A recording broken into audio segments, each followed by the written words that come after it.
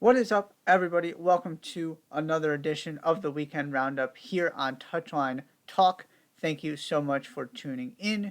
Before I get started, as always, be sure to hit that subscribe button so you don't miss any of the content I put out every single week. Two games to cover today in this recap video, starting, no surprise, with Arsenal dropping 2 more points, this time against West Ham. And I want to begin with a very simple statement because I'm already seeing this and it's already frustrating me. That game cannot be a decisive moment, a defining moment in the Premier League title race when, by definition, so little actually changed. Coming into that game, Manchester City were going to win the league if they won out. Arsenal were going to win the league if they drew at Manchester City coming up in a week and a half and won out the rest of the way outside of that game. Both of those things are still true. Now, you did lose 2 more points. Does that matter at least a little bit? Of course. But the overall objective hasn't changed. And if you assume Manchester City are going to win out, very, very little has changed because you still have to go get the point at the Etihad and you still have to win out the rest of the way. This is not determining anything.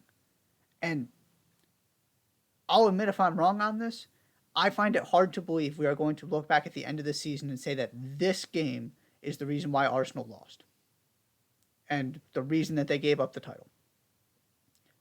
Now, could this be the beginning of the title slipping out of their grasp and Manchester City go on and win by 5 points or something? Sure. That is a legitimate concern.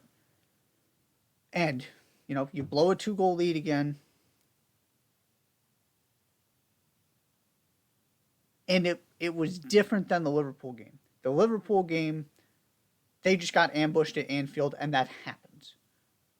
There's a reason why that game was circled as one of the toughest tests left on their schedule. In that game, Mo Salah missed the penalty that would have given Liverpool all 3 points. In this game, it was Bukayo Saka, who has been so good at penalties, I'm not getting on him for missing one. And I don't believe it's a pressure thing. I think he just missed a penalty. I'm not reading too much into that. But it was Arsenal who missed the penalty in this game that could have given them all 3 points. Jared Bowen immediately goes and equalizes after that. They didn't offer all that much in attack in the final minutes of the game. As good as the first half was, it wasn't good enough over 90 minutes. They didn't deserve all 3 points. And it's not like West Ham went, though they played well and deserved the point they got, they didn't have some kind of spectacular second half because they can't reach the levels Liverpool can reach. There's a reason Liverpool are Liverpool and West Ham are in a relegation battle. That is the part of this that is concerning. You can dismiss, and I basically did, having that kind of game at Anfield. You can't dismiss it against West Ham. But I still come back to the same point with this team.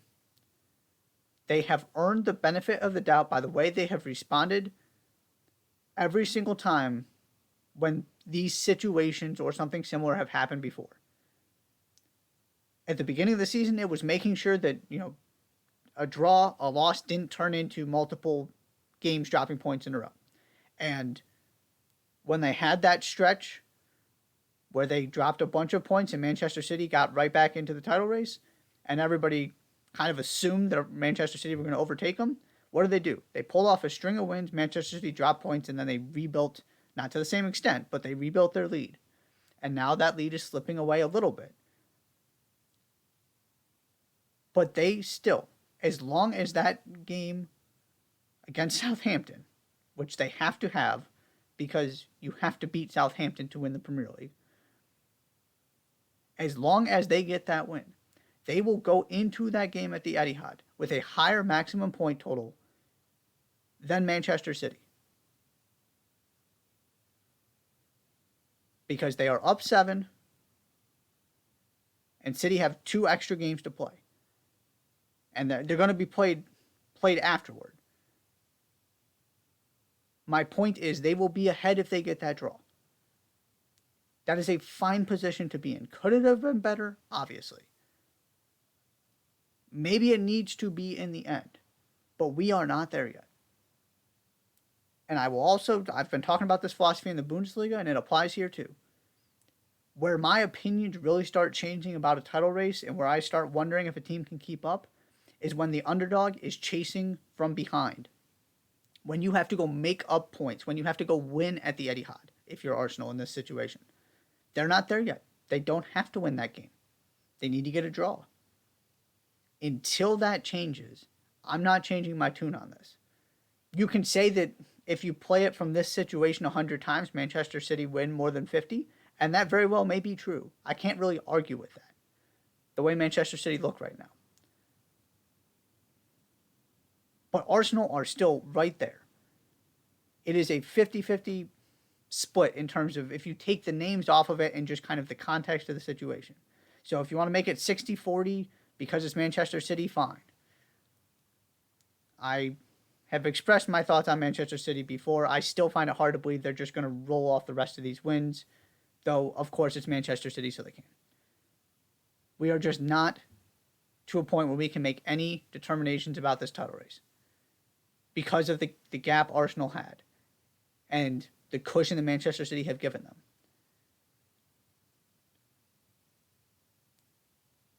It wasn't a good performance. It was incredibly disappointing, and I get all that. All I'm saying is every other time this has happened to Arsenal, they've responded in a big way, and I have no reason to believe it'll be any different this time. We're just going to have to wait and see what happens because that was not a defining moment in the Premier League title race. And if I'm wrong on that, I will come back and admit it. Second game I want to touch on pretty quickly here is El Tráfico. LAFC come into this in the midst of really good form, CONCACAF Champions League, focus a little bit other places. The LA Galaxy come into this game trying to kickstart their season and maybe even trying to save it, even though we're this early in a Major League Soccer season. And it's LAFC who walk out with a 3-2 win, though that scoreline does not tell you what happened in this game. The Galaxy showed up and played like a team with their season on the line because, to a certain extent, that's true. As much time and as much grace as you have in a Major League Soccer season, you can only dig yourself so much of a hole. And getting a win against LAFC would do a lot to kind of move past this bad start the Galaxy have had. They showed up and they played. The difference in this game, what decided this game, was the mental mistakes they made. The 3 goals LAFC scored, all turnovers. Lose the ball in midfield on the first one, and then you don't cover Carlos Vela in the box. I get the ball deflected and popped up, so you weren't exactly expecting it. But the minute Vela gets the ball there, you know what's happening next. He's curling that thing into the far corner, and that's exactly what he did. The second one, Raheem Edwards takes a throw-in and puts it in no man's land, which leads to a penalty. Goal number 2. Goal number 3 immediately follows that. And so it's 3-1. Tyler Boyd did get a goal at the end of the first half to make it 1-1. John McCarthy should have done better. It was a fortunate goal. But they do get back in the game. Then they give up the other 2, so it's 3-1. And then here they come again. Ricky Puig hits the post. Then Chicharito has a really good chance. John McCarthy makes a really good save. Then they get the goal, and it's 3-2.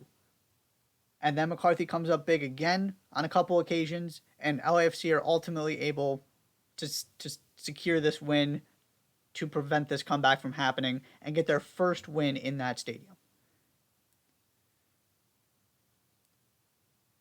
This is the kind of loss that for a team with the fragile confidence the Galaxy had coming in, to then go play that well and have those kind of self-inflicted mistakes cost you a game is absolutely crushing from a mental standpoint, from a confidence standpoint. They needed this confidence boost so bad. And they played well enough to get it. except for the mistakes they made.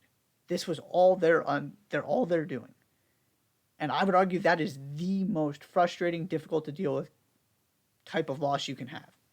Because if you just don't show up, you can play better. You can put in a better effort, right? Playing hard, to a certain extent at least, is a choice. That was not the problem here. The problem was the execution. And I've kind of alluded to this before, but I want to really lay it out here for a minute in terms of why I feel like this could be such an important moment in the Galaxy season as early as it is. Because they need to turn this around now. If they let this keep spiraling, I don't see a way back. And here's why. I am somebody who really likes to celebrate process and celebrate performance.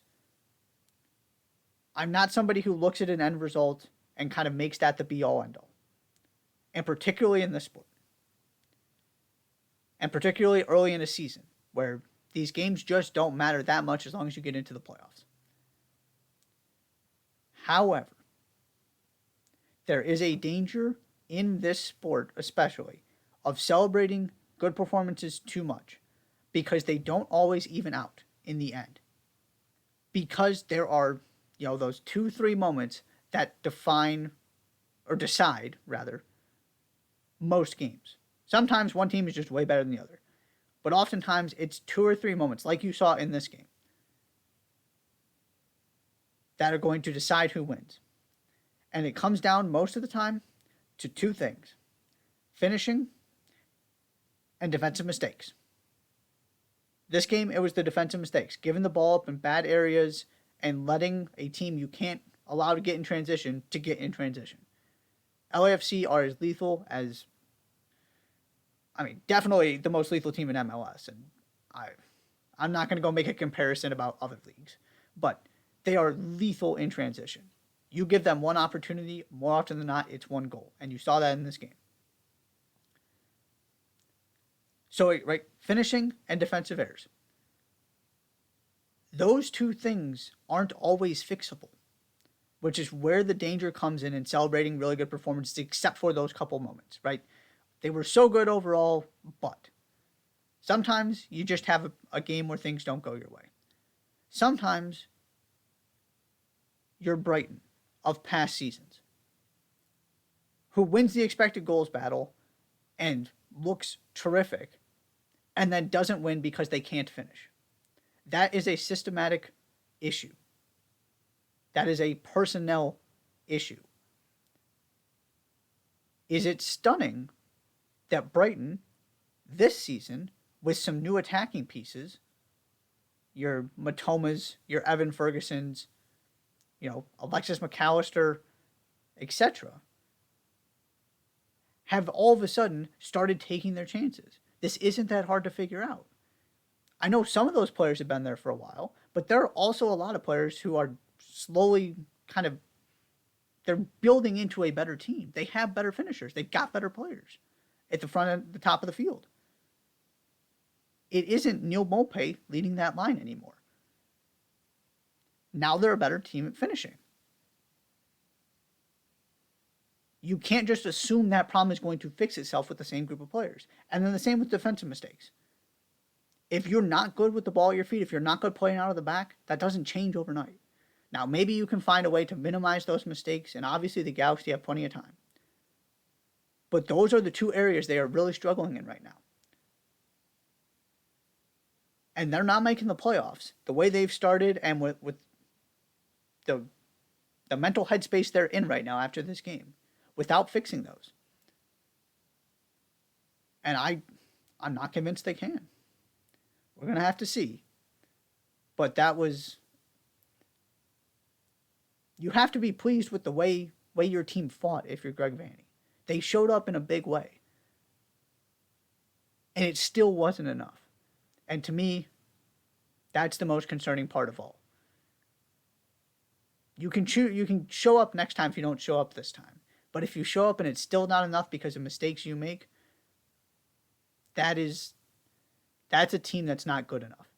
And again, plenty of time to change that We're going to see if the Galaxy are actually going to be able to do so. That is all for the weekend roundup. Thank you so much for tuning in. Be sure to hit that subscribe button, and I'll see you next time.